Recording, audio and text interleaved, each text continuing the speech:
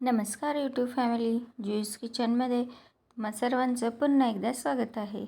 तर आज आपण बनवणार आहोत सर्वांना आवडेल अशी चमचमीत भाजी. घरात भाजीला काही नसेल तर ही भाजी नक्की बनवा. तर बघा, त्याच्यासाठी आपण पॅनमध्ये घेतलेलं आहे 1 ते 1.5 चमचा तेल. पॅन आणि तेल गरम झाल्यानंतर आपल्याला इथे मोहरी टाकून घ्यायची आहे. मोहरी तडतडल्यानंतर जिरे टाकून घ्यायचे आहे. जिरे तडतडले की मिरची.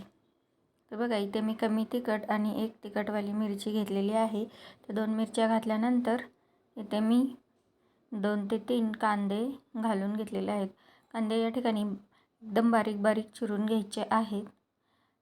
कांदे घातल्यानंतर आपल्याला हे कांदे जाडसर असे परतून घ्यायचे आहेत. तुम्हाला जर घाई असेल तर ह्या कांद्यावरती थोडंसं मीठ घालायचं आणि झाकून ठेवायचं, जेणेकरून पटकन हा कांदा शिजला जाईल आणि लालसर होईल. तर बघा, इथे आपला कांदा लालसर झालेला आहे. तर याच्यामध्ये आपण आता ठेचलेला लसूण, कोथिंबीर, आलं अशी पेस्ट घालून घ्यायची आहे. ठेचल्यामुळे भाजीला छान अशी टेस्ट येते. तर बघा, तुम्ही मी ज्या टिप्स सांगते त्या टिप्स नक्की फॉलो करा, म्हणजे तुमच्या भाजीची टेस्ट खूप छान अशी होईल. एक तर कांदा बारीक चिरायचा आहे आणि पेस्ट घालायची आहे बनवून, ठेचलेलं लसूण, कोथिंबीर आणि आल्याची. आणि हा आहे टोमॅटो. तर मी या ठिकाणी 1 ते 2 टोमॅटोची पेस्ट बनवून घेतलेली आहे. तर हे कांदा, आलं, लसूण, टोमॅटो आपल्याला तेलावर छान असं परतून घ्यायचं आहे, जेणेकरून याला तेल सुटेल. तर हे तेल सुटेपर्यंत आपल्याला तसंच ठेवायचं आहे. हे दही घेतलेलं आहे. दह्यामध्ये आता आपण सुके मसाले घालून घेऊयात. इथे मी हळद पावडर 1 चमचा घातलेली आहे आणि मिरची पावडर 2 चमचा घातलेली आहे. तर कलरसाठी तुम्ही याच्यामध्ये काश्मीरी मिरचीही ॲड करू शकता. त्याच्यानंतर धना जिरा पावडर घालून घ्यायची आहे. तर हे बघा, आपल्या ह्या कढईतल्या मिश्रणाला किंवा कढईतल्या वाटणाला तेल सुटलेलं आहे मस्त असं, म्हणजे कांदा, टोमॅटो, आलं, लसूण मस्त असं भाजून निघालेलं आहे. तर हे दह्यामध्ये टाकलेले मसाले आपण व्यवस्थित फेटून घ्यायचं आहे, जेणेकरून कढईमध्ये टाकल्यानंतर ते सर्वत्र व्यवस्थित मिक्स होईल. तर बघा, हे व्यवस्थित फेटून घेतलेलं आहे. तर दही पण घट्ट असं आहे. दह्यातलं पाणी काढून घट्ट असं दही आणि त्याच्यामध्ये मसाले घालून फेटून घ्यायचं आहे. तर बघा, आपलं कांदा टोमॅटोचं वाटण इथे तेल सुटलेलं होतं. तर त्याच्यानंतर आपण हे दही ह्याच्यामध्ये घातलेलं आहे. तर दह्यातल्या पाण्याचं प्रमाण आटल्यानंतर आणि सर्व मसाले भाजल्यानंतर असं तेल सुटेल. तर असं तेल सुटेपर्यंत हे सर्व मसाले एकत्रित असं भाजून घ्यायचं आहे. तर हे बघा, सारखं असं तुम्हाला ढवळत राहावं लागेल. तर 5 मिनिट असं ढवळल्यानंतर व्यवस्थित सर्व मसाल्याला तेल सुटेल. आणि याच्यामध्ये मीठ हे आपण सर्वात शेवटी घालणार आहोत. मीठ घालायची या ठिकाणी घाई करायची नाही, कारण दही असल्यामुळे हे फाटण्याचीही शक्यता असते. तर बघा, इथे मस्त अशी उकळी आलेली आहे आणि इथे मी गरम मसाला घातलेला आहे आणि दुसरा आहे तो मी घातलेला आहे सब्जी मसाला किंवा पनीर मसाला. तर तुमच्याकडे जो अवेलेबल आहे, छोले मसाला, पनीर मसाला, सब्जी मसाला, संडे मसाला, तर कोणताही मसाला तुम्ही या ठिकाणी ॲड करू शकता. तर मी गरम मसाला आणि पनीर मसाला असं ॲड केलेलं आहे. तर हे बघा, हे घातल्यानंतर आपल्याला हे थोडंसं तेलामध्ये फ्राय करून घ्यायचं आहे, थोडंसं तेल सुटेपर्यंत. तर बघा, या ठिकाणी मस्त असं तेल सुटलेलं आहे. हे आपल्या बॅटरला म्हणा किंवा तुम्ही ह्या आपल्या मसाल्याला म्हणा. तर हे तेल सुटल्यानंतर आपल्याला ह्याच्यामध्ये आता जसं आपल्याला कन्सिस्टन्सी हवी आहे तसं आपण ह्याच्यामध्ये पाणी घालून घेणार आहोत. तर हे मला 2 ते 3 लोकांसाठी पाहिजे आहे. त्याप्रमाणे तुमच्या घरामध्ये किती लोक आहेत त्याप्रमाणे तुम्ही पाणी जास्त ॲड करू शकता. आणि तुम्हाला जर दही आवडत नसेल तर दही स्किप पण करू शकता.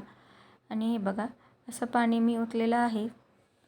तुम्हाला जसा हवा पातळ किंवा सरबरीत रस्सा हवा आहे तसा तुम्ही करून घ्यायचा आहे.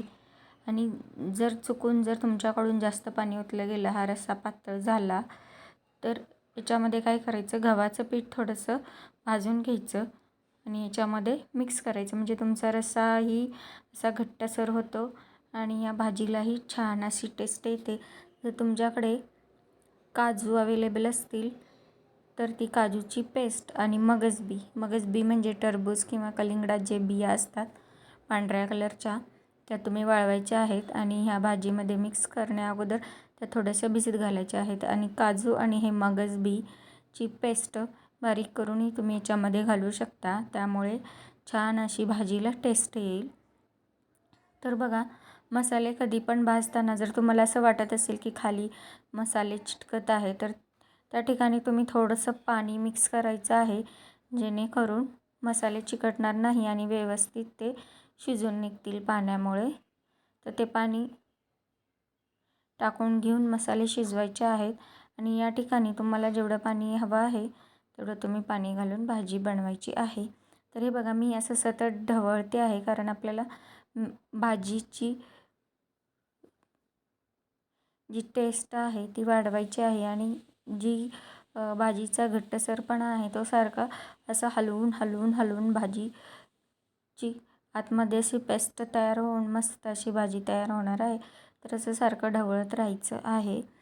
तर बघा, या भाजीला आपण एक मस्त अशी उकळी आल्यानंतर पुढील मसाले यामध्ये आपण मिक्स करणार आहोत. तर बघा, असं सतत ढवळत राहायचं आहे जेणेकरून कांदा आणि टोमॅटो व्यवस्थित आतमध्ये बारीक झाले पाहिजेत.